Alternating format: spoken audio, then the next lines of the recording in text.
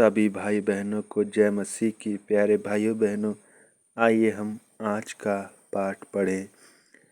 उत्पत्ति ग्रंथ अध्याय 4। आदम का अपनी पत्नी से संसर्ग हुआ और वह गर्भवती हो गई। उसने काइन को जन्म दिया और कहा, मैंने प्रभु की कृपा से एक मनुष्य को जन्म दिया। फिर उसने काइन के भाई हाबिल को जन्म दिया। हाबिल भेड़ बकरियों का चरवाहा बना और काइन खेती करता था।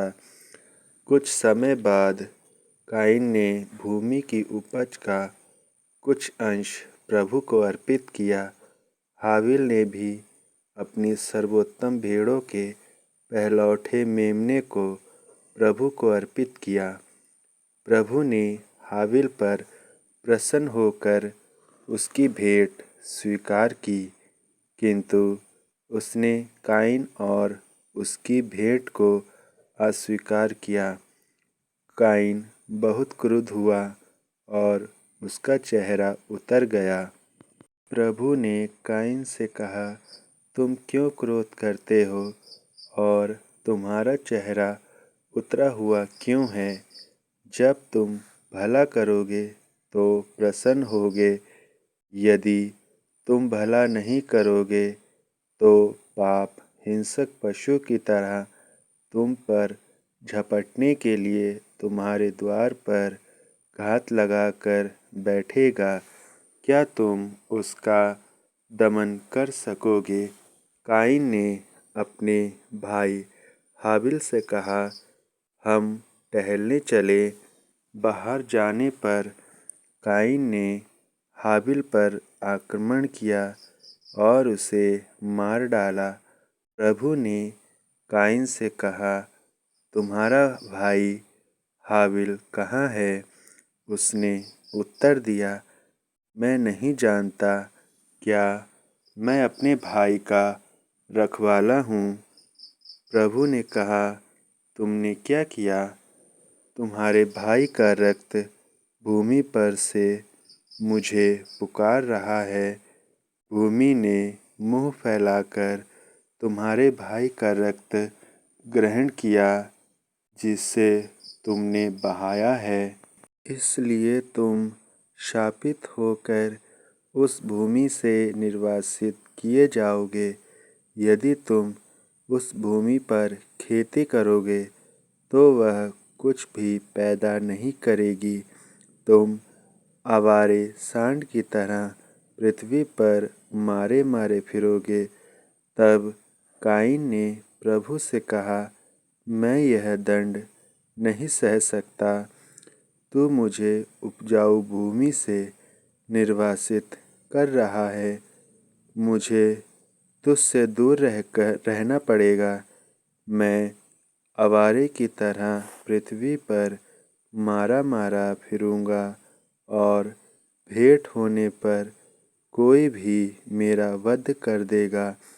इस पर प्रभु ने उससे यह उत्तर दिया, नहीं, जो काइन का वध करेगा उससे इसका 7 गुना बदला लिया जाएगा। कहीं ऐसा न हो कि काइन से भेंट होने पर कोई उसका वध करे। इसलिए प्रभु ने काइन पर एक चिन्ह अंकित किया। इसके बाद काइन प्रभु के पास से चला गया और अदन के पूर्व में नोद देश में रहने लगा। काइन का अपनी पत्नी से संसर्ग हुआ। वह गर्भवती हुई और उसने हनोक को जन्म दिया। काइन ने एक नगर बसाया और अपने पुत्र के नाम पर उसका नाम हनोक रखा। हनोक को एक पुत्र हुआ, इराद। इराद को महुयाएल, महुयाएल को मतूशाएल और मतूशाएल को लामेक। लामेक ने 2 स्त्रियों से विवाह किया। एक का नाम आदा था और दूसरी का नाम सिल्ला। आदा ने याबाल को जन्म दिया। यह उन लोगों का मूल पुरुष था जो तंबुओं में रहते हैं और ढोर पालते हैं। इसके भाई का नाम यबूल था। वह उन लोगों का मूल पुरुष था जो सितार और बांसुरी बजाते हैं। सिल्ला ने तुबल काइन को जन्म दिया। वह कांसे और लोहे की वस्तुएं बनाने वालों सब लोगों का मूल पुरुष था। तुबल काइन की बहन नामा थी।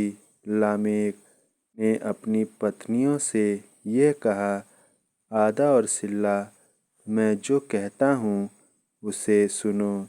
लामेक की पत्नियों, मेरी बात पर ध्यान दो। मैंने उस पुरुष का वध किया है जिसने मुझे घायल किया था, उस नवयुवक का जिसने मुझे मारा था। यदि काइन का बदला 7 गुना चुकाया जाएगा तो लामेक का 70 गुना। आदम का अपनी पत्नी से फिर संसर्ग हुआ। उसने पुत्र प्रसव किया और उसका नाम सेत रखा। उसने कहा, काइन ने हाबिल का वध किया, इसलिए प्रभु ने उसके बदले मुझे एक अन्य पुत्र प्रदान किया। सेत को भी पुत्र हुआ। उसने उसका नाम एनोश रखा। उस समय से लोग प्रभु का नाम लेने लगे। यह प्रभु की वाणी। इस वचन के द्वारा प्रभु आपको आशीष प्रदान करे।